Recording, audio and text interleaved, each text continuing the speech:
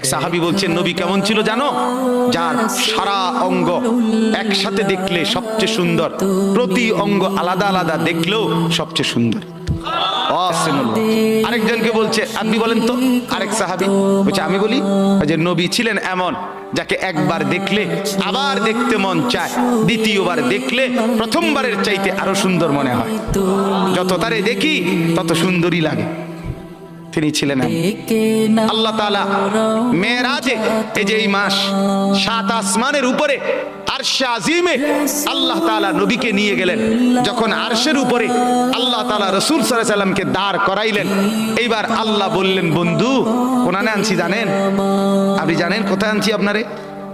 কাজে আপনি যখন ছোটবেলায় জন্ম নিছেন, ছোট্টবেলায় ফেরেশতাদেরকে বলছিলাম ফেরেশতারা আমার বন্ধুকে কোলে নাও, নিয়া আমার সৃষ্টির পূর্ব থেকে পশ্চিম পুরা দিগন্ত ঘুরাও, আমার গোটা সৃষ্টিকে বলো যে তারা যেন দেখে বন্ধু আমি কেমন বানাইলাম।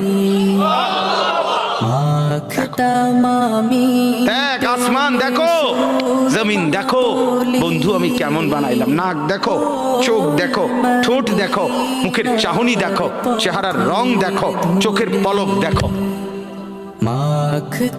এরপরে আল্লাহ 7 আসমানে আরশে আজিমে নিয়ে এইবার আল্লাহ বললেন বন্ধু সেদিন ছোট্টবেলায় কোলে আপনারে সবাই দেখছে, এবার সব কিছুর উপরে আইনা, উপরে শুধু আমি আল্লাহ, তার নিচেই আপনি, এবার আপনি দেখেন গোটা সৃষ্টি আমি কেমন বানাইলাম। ওই সময় ওরা দেখছে, এখন আপনি দেখেন, আপনি দেখেন। সুবহানাল্লাহ, এত বড় মর্যাদা সম্পন্ন রাসূল, তাকে ছেড়ে দিলেন, তাকে ত্যাগ করলেন।